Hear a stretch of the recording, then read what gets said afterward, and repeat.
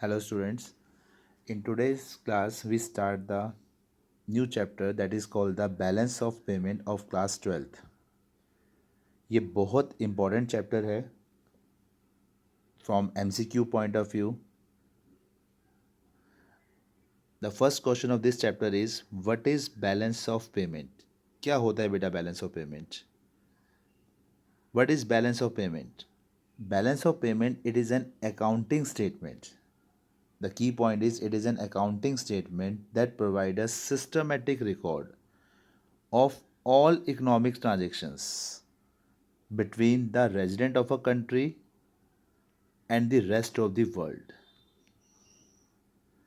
That means balance of payment beta, it is not a trade between the within the country. It is a trade between the one country to the other country. Balance of payment is just like a accounting statement. ये वो accounting statement है बेटा जहाँ पे all economic transactions को हम show करते हैं between the resident of a country and the rest of the world.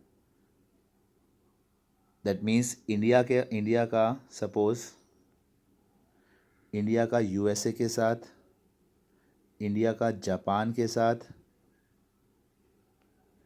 India का चाइना के साथ, जितना भी एक्सपोर्ट इंपोर्ट है, what ever all types of economic transactions. Please remember this word बेटा. बैलेंस ऑफ पेमेंट के अंदर ऑल इकोनॉमिक ट्रांजेक्शन्स को हम शो करते हैं बेटा.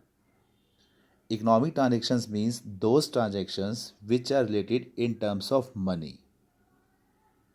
वो ट्रांजेक्शन्स जिसको आप मनी की टर्म्स में दिखाते हो from one country to other country, that is called the balance of payment. So BOP is just like accounting statement. It is just like a typical business account. जैसे आपने देखा होगा एक बिजनेसमैन अपना एक अकाउंट प्रिपेयर करता है, अपनी एक बैलेंस शीट प्रिपेयर करता है डेबिट साइड और क्रेडिट साइड के अकॉर्डिंग. सिमिलरली कंट्री का बीओपी भी गवर्नमेंट बिल्कुल इसी तरह से प्रिपेयर करती है डेबिट साइड और क्रेडिट साइड के according. It is totally related to the accounting statements which shows the all the economic transactions between the resident of a country and the rest of the world.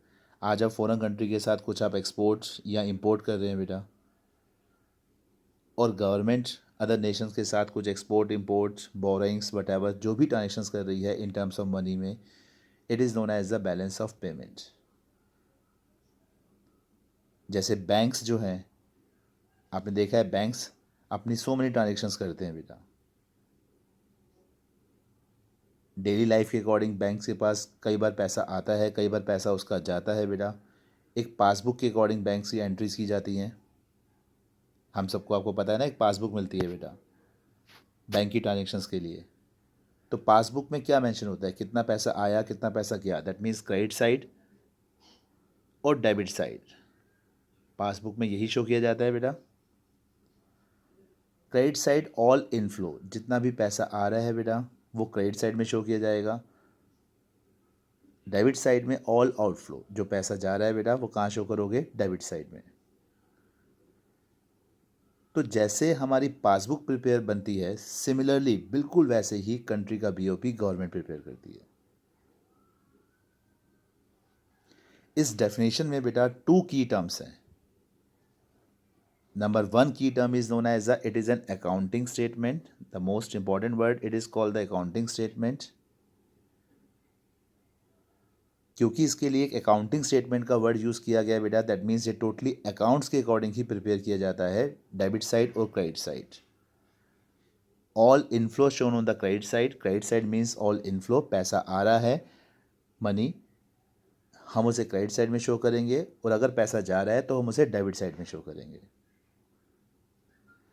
And the second important word of this definition is it is an economic transactions. Economic transactions means those transactions which are related in terms of money.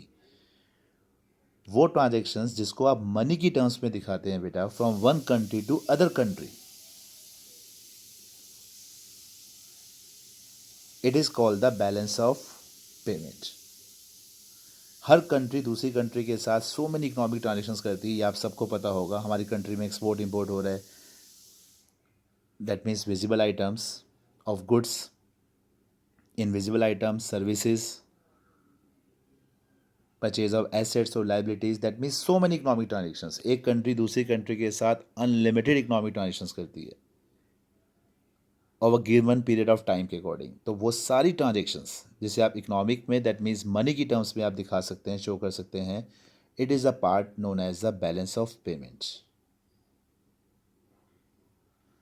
So now the question is that one बेटा, what are the economic transactions of BOP. बार बार हम एक word use कर रहे हैं बेटा, it is an economic transactions between the one country और the country in a given period of time. तो the question number 2 is that one बेटा, what are the economic transactions. ये इकोनॉमिक ट्रांजेक्शंस होती कौन सी हैं, कौन सी इकोनॉमिक ट्रांजेक्शंस के बारे में हम डिस्कस कर रहे हैं बेटा। Which type of economic transactions are described. So the economic transactions total there are 5 types of economic transactions. Just a minute.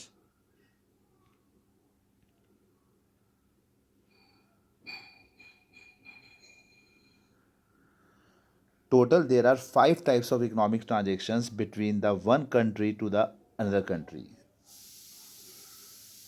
Number 1 is known as the visible items. These include all types of goods.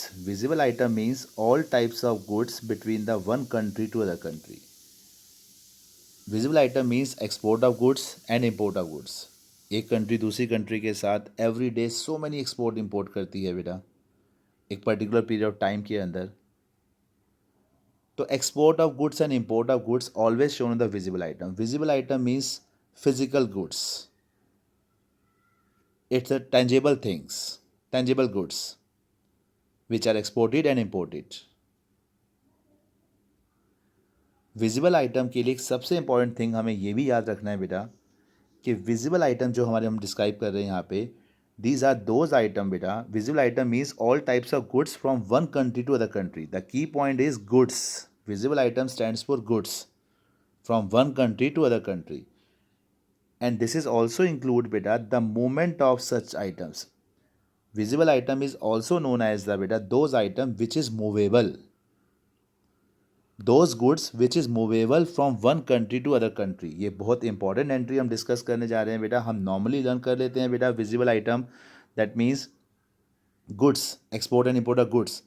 But एक most important line this one also है बेटा कि इसमें कि the these items are those item which is movable from one country to other country. जिस चीज़ को, जिस गुड्स को आप one country to other country move कर सकते हो, आप उसे उठाकर किसी दूसरी जगह पे लेके जा सकते हो अदर कंट्री में, it is a part is known as a visible item.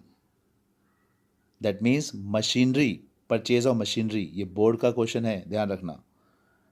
Purchase of machinery, listen carefully बेटा, purchase of machinery from USA, it is also known as a visible item. Why it is called the visible item, purchase of machinery? Because it is a movable. Machine को आप उठा के move कर सकते हो ना, one country other country आप भेज सकते हो बेटा मशीन्स को। तो machine is known as a visible item. Visible item means export and import of goods, those item जिसको हम गुड्स की फॉर्म में डिस्क्राइब करते हैं, it is called the visible items. और जिसकी मूवमेंट पॉसिबल है, it is called the visible item बेटा। तो फर्स्ट एंट्री जो हो गई, it is called the export and import of goods, that is called the visible item और tangible things. और जिसकी मूवेबल पॉसिबल है, जिसको आप मूव कर सकते हो one place to other place.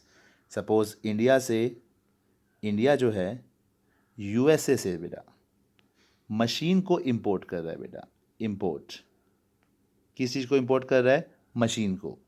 तो ये जो मशीन इंपोर्ट कर रहा है बेटा, मैं इसको शॉर्ट में एम लिख रहा हूँ बेटा, मशीन जो इंपोर्ट कर रहा है, मशीन को आप मूव कर सकते हो। यूएसए से मशीन को उठा के आप कहाँ पर लेकर आए, इंडिया में। So this is also known as a visible item. This is also the category of goods. Now the entry number 2, economic transactions, entry number 2, from one country to another country, that is called the invisible items. Invisible item means all types of services. This include all types of services from one country to other country, from resident of a country to the rest of the world.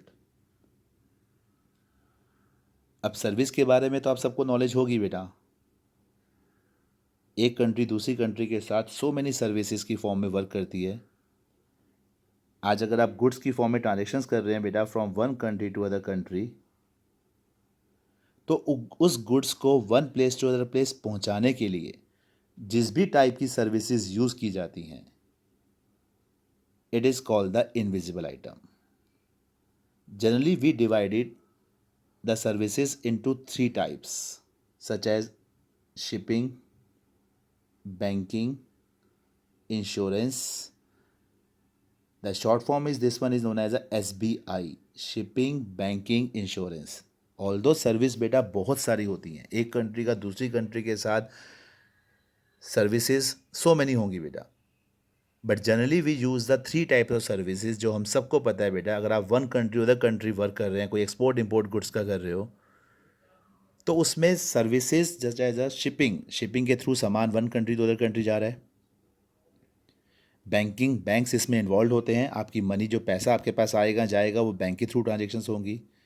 और one country other country goods अगर transfer हो रहे हैं बेटा, तो उसमें insurance की तो रिक्वायरमेंट होगी ना। इट्स अ रिस्क फैक्टर को बचाने के लिए इंश्योरेंस भी करवाओगे आप गुड्स का। सो शिपिंग, बैंकिंग और insurance, these are the 3 basic services between the one country other country जो 100% होंगी ही होंगी, जिसको आप इग्नोरेबल नहीं कर सकते। इसको हम शॉर्ट फॉर्म में बोल सकते हैं shipping, banking, insurance, SBI for learning point of view. That means invisible item includes all those item बेटा विच आर इंटेंजिबल थिंग्स, जिसे आप can not seen or touched. This is called the intangible things, or these services generally known as the shipping, banking or insurance from one country to another country. Why these items are called the invisible item? These items are called the invisible items as these items cannot be seen, touched or measured. So basically बेटा invisible item का मतलब क्या होता है बेटा? All types of services from one country to other country, जिसको short में हम बोल रहे हैं बेटा SBI, shipping, banking and insurance. I hope so आपको 2 ट्रांजेक्शन्स बिल्कुल क्लियर हो चुकी होंगी बेटा। ये टॉपिक बहुत सिलेक्टेड है बेटा, बहुत इंपॉर्टेंट टॉपिक है। Total there are 5 economic transactions between the one country to other country, जिसको आप इकोनॉमिक ट्रांजेक्शन्स की फॉर्म में डिवाइड करते हो बेटा। Entry number 1 is called the visible item, all types of export import of goods. Entry number 2 is known as the invisible items, all types of export import of services. And the entry number 3 is known as the unilateral transfers. What do you mean by the term unilateral transfers? Unilateral transfer means those types of transfers which are known as the one-sided transactions. This transaction is also known as the one-sided transfers,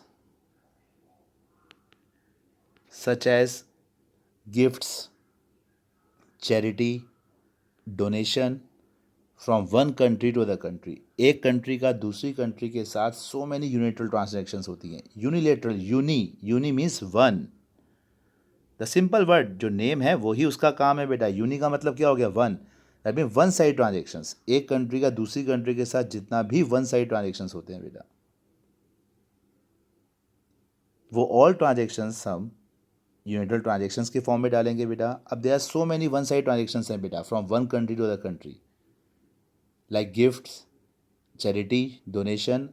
आपका foreign country में कोई relative रहता है बेटा, आप वहाँ पे कुछ गिफ्ट सेंड भेज रहे हैं बेटा, वो आपको कोई गिफ्ट ट्रांसफ़र कर रहा है, तो this is the one way transactions. आज आप फॉरेन कंट्री में कोई आपका रिलेटिव रहता है, आप उसको गिफ्ट भेज रहे हो, तो ये क्या एंट्री होगी? ये वन वे ट्रांजेक्शन्स है, वन साइड ट्रांजेक्शन्स. अब आप गिफ्ट भेज रहे हो, उसके बदले में ये तो ना कहोगे कि इमीडिएटली वो भी आपको gift they.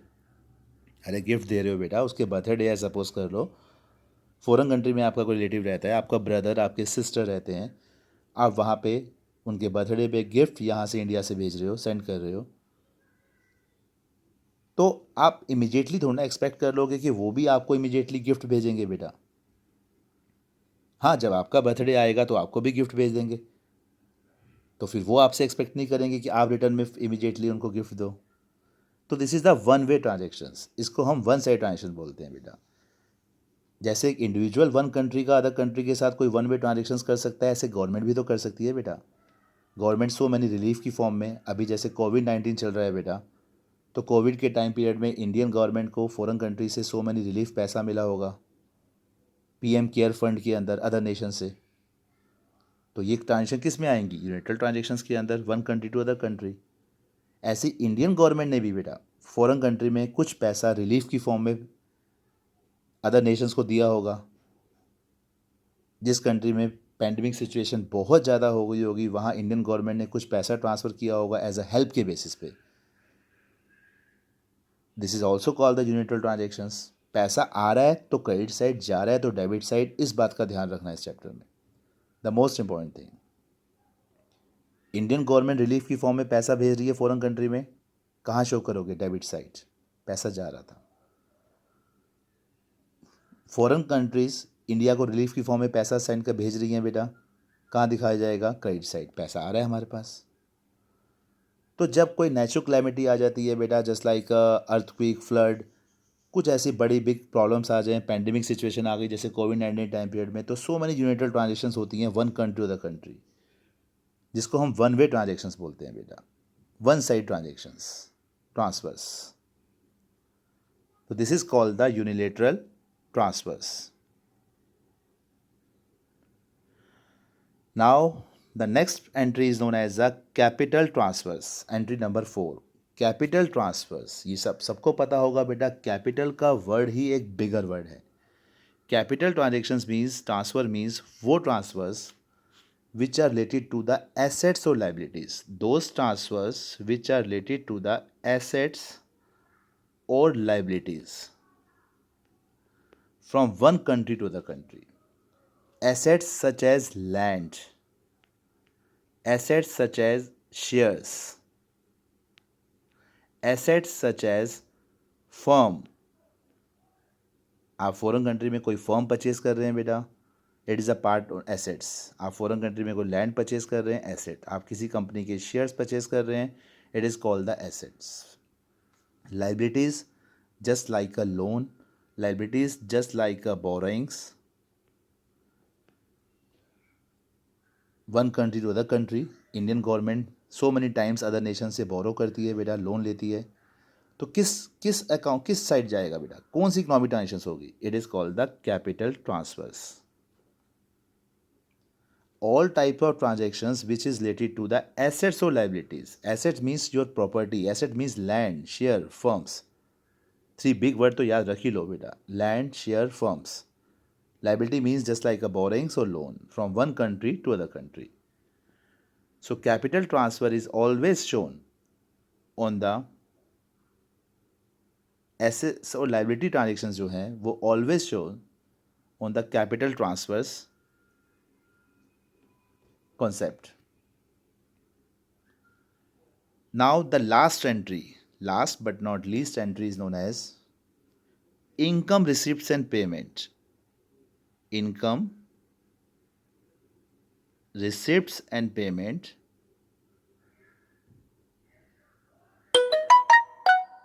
Income receipts and payments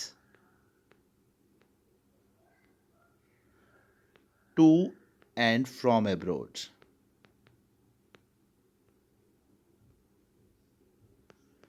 income receipts and payments to and from abroad. This is the last entry of economic transactions from one country to the country. Income receipts and payment, इसमें कौन सी entry आ सकती है? Which type of entry? Income receipt and payment to and from abroad such as rent, interest, profit, dividend,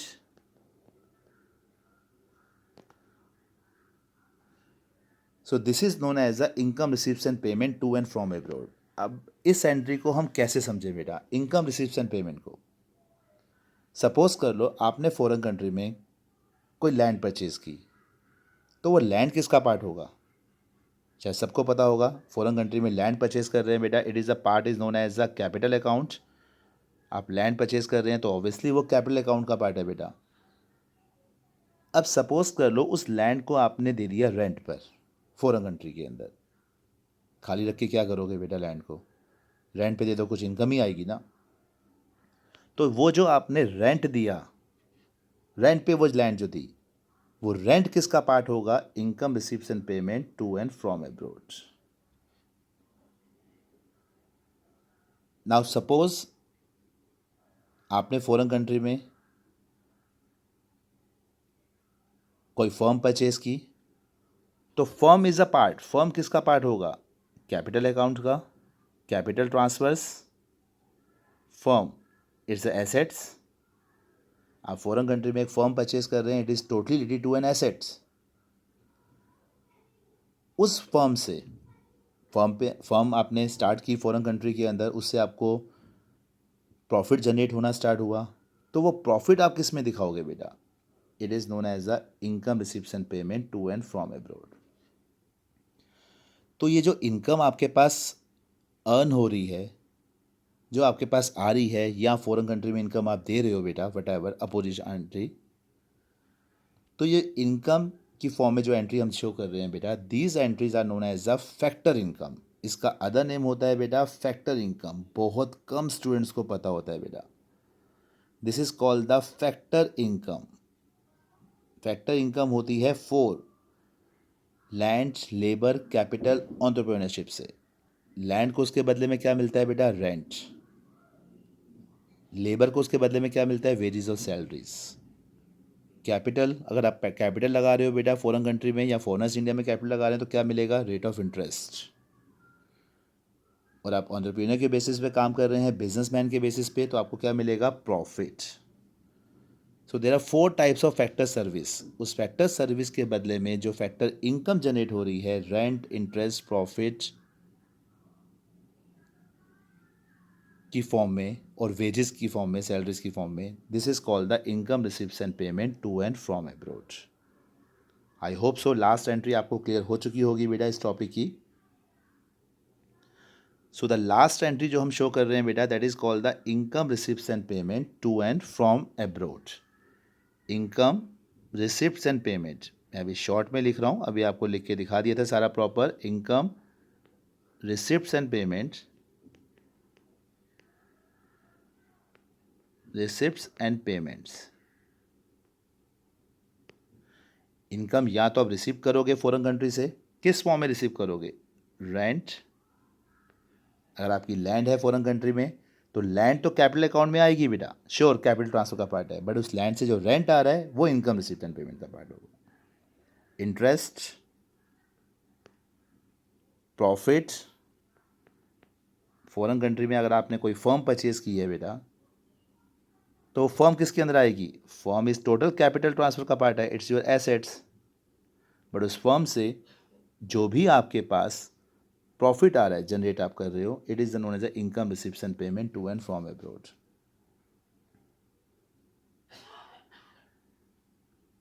wages और salaries,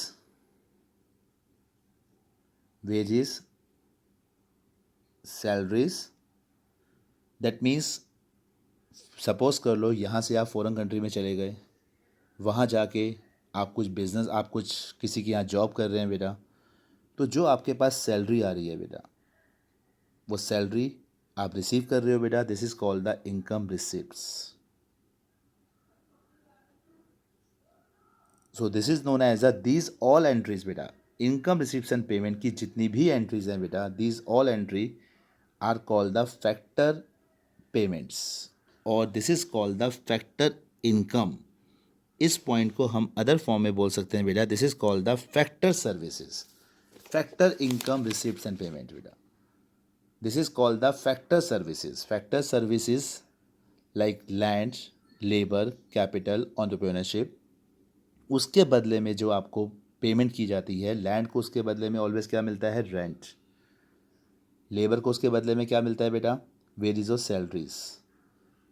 capital को कोई person capital लगा रहा है बेटा, तो रिटर्न में क्या लेगा बेटा, रेट ऑफ इंटरेस्ट। एंटरप्रेन्योर को क्या मिलेगा, बिजनेसमैन को अगर कोई फर्म परचेज कर रहा है उससे प्रॉफिट जनरेट हो रहा है, it is called the profit. So 4 factor service, land, labour, capital, entrepreneurship. Factor service के बदले में जो आपको मिलता है it is called the factor payment. और ये ऑल फैक्टर सर्विसेज और पेमेंट्स जो हम शो कर रहे हैं बेटा, वो हम कहाँ दिखाते हैं, फैक्टर पेमेंट जो इनकम की फॉर्म में रिसीव हो रही है या पेमेंट हो रही है बेटा, वो हमारा एंट्री नंबर 5 होगी, income receipts and payment to and from abroad. I hope so आप सबको ये टॉपिक क्लियर हो चुका होगा टॉपिक वाइज बेटा। This the most important entries बेटा। अब एक बार शॉर्ट में मैं डिस्कस करूं इसके बारे में बेटा, और एक कुछ न्यू टॉपिक भी इसमें बताऊं, ऐड ऑन करूं बेटा इसी समझाने के टॉपिक में। तो फर्स्ट ऑफ ऑल बेटा, what is balance of payment? Balance of payment is an accounting statement. It is totally a accounting statement that provides a systematic record. Systematic record का मतलब होता है each and every entry. कोई भी entry government छोड़ नहीं सकती from one country other country, जो इकोनॉमिक की फॉर्म में डिस्क्राइब की जा रही है।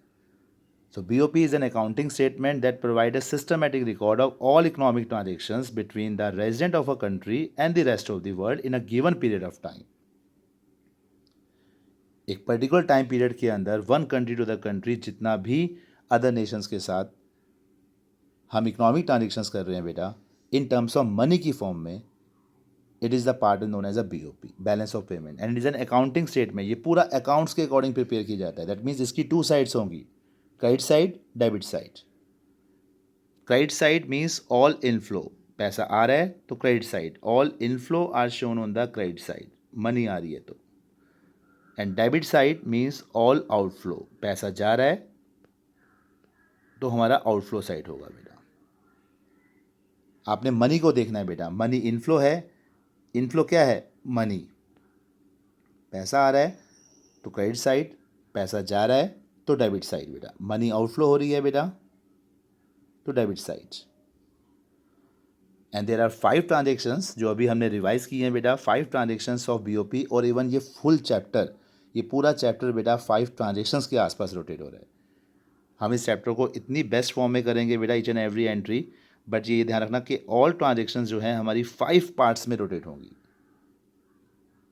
कहते हैं ना हैंड की 5 फिंगर, 5 का दम, 5 का दम BOP है। Number 1 visible items, all types of export import of goods and which is movable also. Number 2 invisible items, all types of export import of services. The short form of invisible item की जो हमने बनाई है SBI, shipping, banking and insurance, ये तो होंगी ही होंगी बेटा। बाकी अदर सर्विस भी हो सकती हैं, सो मैनी इनविजिबल आइटम्स हो सकती हैं बेटा। Number 3 is known as the unilateral transfers. Unilateral transfer means one-sided transactions, one-sided transfers that's like gifts, charity, donation, personal remittance. Personal remittance means suppose आप यहाँ से फॉरेन कंट्री में चले गए बेटा, वहाँ जाके आप कुछ अर्न करने लग गए।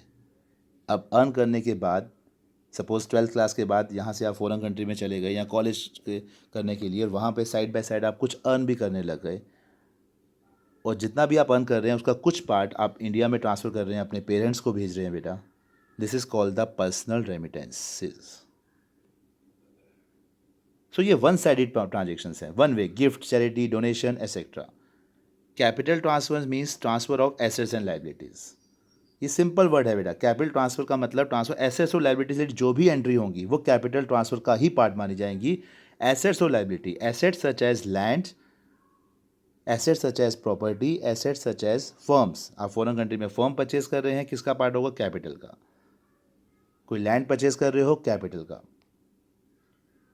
Shares is also the part of assets. हम सबको पता होगा शेयर्स भी एसेट्स का पार्ट ही माने जाएंगे। आप फॉरेन कंट्री में किसी कंपनी के शेयर्स परचेज कर रहे हो, it is also called the assets. Indian government takes a borrow from other country, Indian government borrowing कर रही है, लोन ले रही है अदर नेशन से, this is also the part is known as a capital transfers. And borrowing is known as a liabilities, loan. And the last entry जो हमने की थी, income receipts and payment to and from abroad in the form of rent, interest, profit, wages और salaries. ये income receipts and payment to and from abroad जो last entry है ना बेटा हमारी, ये income receipts and payment to and from abroad की form में जो आ रही है, ये हमारी फैक्टर सर्विसेज की फॉर्म में आ रही है। फैक्टर सर्विस को जो फैक्टर पेमेंट दी जाती है, तो this is called the 5 transactions of BOP as a whole. अब इन्हीं 5 ट्रांजेक्शंस को अगर हम कुछ ट्रांजेक्शंस को फैक्टर पेमेंट और नॉन फैक्टर पेमेंट्स की फॉर्म में डिवाइड करें, listen carefully, factor payment versus non factor payments, तो जो इनविजिबल आइटम्स को आप यूज़ कर रहे हैं बेटा, इनविजिबल आइटम्स को जो हम यूज़ कर रहे हैं बेटा, वो इनविजिबल आइटम्स जो हैं, वो कुछ इनविजिबल आइटम्स आपकी फैक्टर पेमेंट्स हैं और कुछ इनविजिबल आइटम आपकी नॉन फैक्टर पेमेंट्स हैं। Wait a minute, just a minute, मैं आपको इसमें दिखाता हूँ बेटा एक बार। Yes, see this one.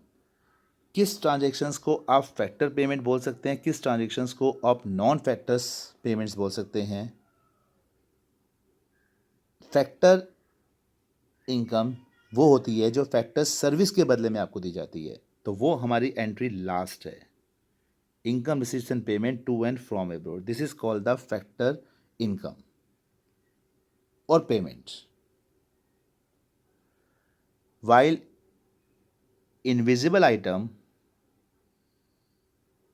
such as shipping, banking, insurance, this is called the non-factor services. This is known as the non-factor services, shipping, banks or insurance. So factor versus non factor payment के according भी हमें divide करना आना चाहिए बेटा।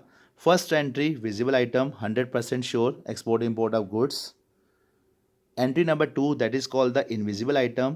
This item is also known as the non-factor services. इसको हम non-factor service भी बोल सकते हैं। The other name of invisible item जिसको आप shipping, banks और insurance कह रहे हैं, वो हमारी non-factor service भी हैं। इसे लिख लो, बहुत कम स्टूडेंट्स को पता होता है बेटा ये। Non-factor services, invisible items like shipping, banking, insurance. And factor services, the last entry जो हमें लिखी है, income receipts and payment to and from abroad in the form of rent, interest, profit, wages और salaries, these are called the factor services और factor payments. While the remaining entries, unilateral transfers, one-side payments, capital transfers like assets or liability status. So I hope so. अब आपको बेटा सारी all economic transactions के बारे में proper knowledge मिल चुकी होगी बेटा। What are the economic transactions of one country to other country, कौन कौन सी इकोनॉमिक ट्रांजेक्शन्स होती हैं जिसको हम प्रॉपर वे में डिस्क्राइब कर सकते हैं। इसे 5 पार्ट्स में ही हमने डिवाइड करना है, 5 का दम। सो नेक्स्ट क्लास में हम बीओपी का नेक्स्ट टॉपिक गो थ्रू करेंगे बेटा। एक एक एंट्री को हम डिस्कस करेंगे बेटा प्रॉपरली। हर लेक्चर को आपने ढंग से समझना है बेटा। ईच एंड एवरी एंट्री जो बोर्ड में 1 मार्क्स पॉइंट ऑफ व्यू, अब हमें पता है बेटा एमसीक्यू क्वेश्चन बहुत आने हैं एग्जाम में, तो एमसीक्यू के पॉइंट ऑफ व्यू के अकॉर्डिंग ही हमें ईच एंड एवरी एंट्री के बारे में प्रॉपर नॉलेज होनी चाहिए। उसके अकॉर्डिंग नेक्स्ट लेक्चर में हम आगे स्टार्ट करेंगे। थैंक यू सो मच बेटा। नाउ नेक्स्ट क्लास में आगे चलते हैं बेटा, ठीक है? ओके, जय माता दी बेटा।